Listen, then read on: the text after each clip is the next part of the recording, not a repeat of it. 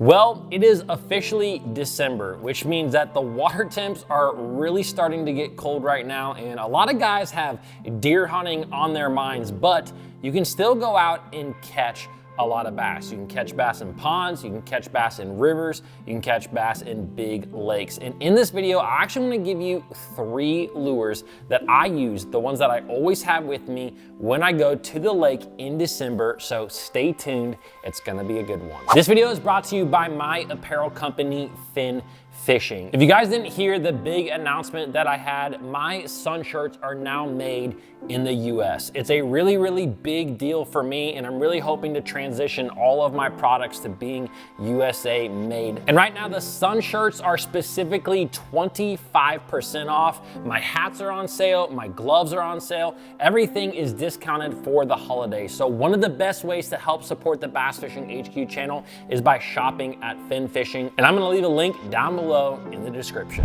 Now, before we talk about the 3 lures that I use in December, I really want to talk about kind of what happens in the month of December. Now, this is obviously going to be different depending on where you live in the country. If you live way up in the northern part of the country, I mean, you're talking about ice fishing at this point. So the lures that I am going to share with you may not apply. But if you live in kind of like, for example, I live in the Midwest, like our lakes are getting really, really cold in December, but bass can still be caught with these certain baits. Now, if you are down south, the lakes are still getting really cold. They may start to get into some of the coldest water temperatures, but you're really starting to get almost into a pre-spawn time frame of the year when you live way down south, with these fish starting to think about spawning in January and in February. And these lures that I'm about to share with you, they are great baits, and they work in all the bodies of water that you fish, whether that's a lake or a pond. Now, let's get into lure number 1, which is a lipless crankbait. I believe that when a lot of guys think about a lipless crankbait,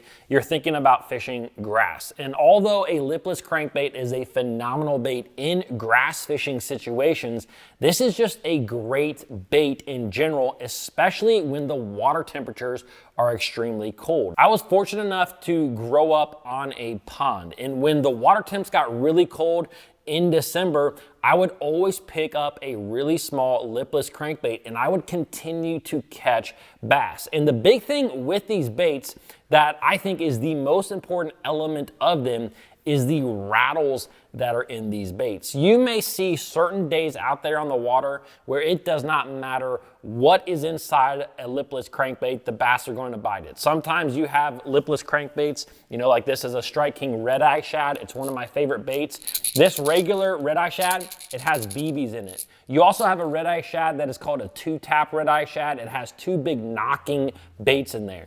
There are days when the bass like one sound, one vibration over the other. And the best way to figure this out is really by fishing with a friend. Because if you guys get around some fish that are eating a lipless crankbait, you guys can both fish that lipless, and you're gonna figure out which sound, which vibration the bass are really honing in on. Now, I really wanna share something that I've more or less kept a little bit of a secret, and it's a specific lipless that I have fished a lot over the last couple of years.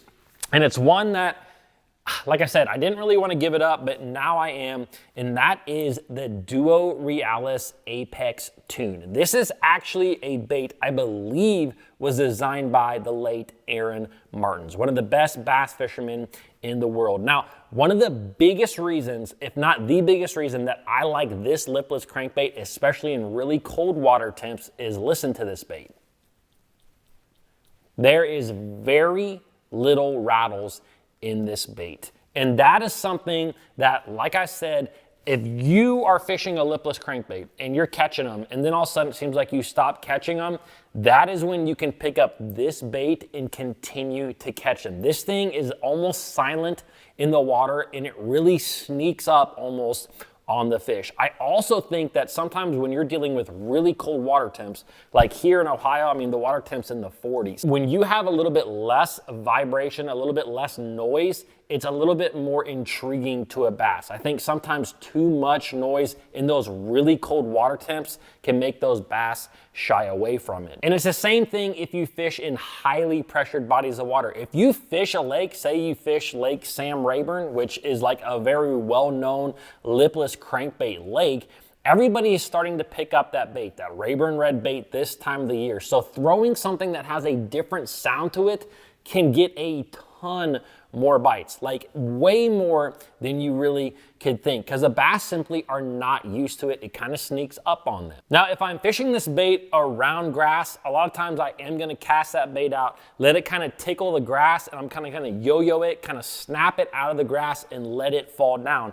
If I am not fishing it around grass, one of the best ways to fish this bait is simply a stop and go retrieve. This is something my uncle taught me years ago down in Florida, where you basically just cast that bait out, you crank it 4, 5, 6 times, and you kill the bait. Let it fall, and then you keep doing that. You crank it, kill it. Crank it, kill it. Let's move on to bait number 2. This is going to be a slower option, and that is a tube. To me, a tube is a bait that simply gets overshadowed by a lot of other plastics on the market, and especially in cold water. To me, a tube is probably the best cold water plastic style bait that you can use. And you can use it a number of different ways. That's the other thing I love about a tube is how versatile it is. For example, I use a tube a lot simply on a Texas rig. And I'm gonna rig it up at the Texas rig, usually about a 1/4 ounce weight, sometimes a 3/8, but most of the time in colder water, I like a little bit lighter weight. So I'm gonna rig it up with a 1/4 ounce, and I can fish that bait everywhere. I mean, you can fish it in a pond, you can fish it on a creek channel swing bank, you can fish it in a brush pile, you can flip it in a laydown, you can fish that bait everywhere. And the thing about a tube, and the reason that it tends to work so well in colder water, is a tube just really kind of has a natural gliding action to it. When you put that weight on it, a smaller, less heavy weight, it really kind of just glides around, and it looks really, really natural to a bass. And it doesn't have a big kicking motion. Anytime you're fishing in cold water temps, you don't want a plastic that has a really large thumping, kicking motion. You want things that are a little bit more subtle. That's why I choose to use chunk style trailers on the back of my jigs during this time of the year. I don't use crawls because crawls have that hard thump. When you cast them out, you'll see them as they go down, it's thump, thump, thump, thump, thump, thump. That's usually not an attractive motion in colder water because the bass are simply, their metabolism is slower, and therefore things that look a little bit slower, that have a little bit more natural movement to them, are what they really hone on to, and the tube does exactly that. Now, another way that you can fish a tube, especially if you have a smallmouth in your lake, is on a tube jig. This is another really, really phenomenal bait to use in cold water. Now, most of the time, I'm simply gonna cast the tube jig out. I'm gonna drag it across the bottom. Every now and then, I might kind of hop it or snap it off the bottom, and that's gonna get you a lot of bites from smallmouth especially. You can still catch largemouth with a tube jig, but smallmouth really love that tube. Now, the third lure is definitely one that I have tied up with me in December, and that is a jerkbait. A jerkbait is by far one of the best cold water baits out there on the market. I made a video about fishing a jerkbait in cold water the other day, and I had a comment or two saying that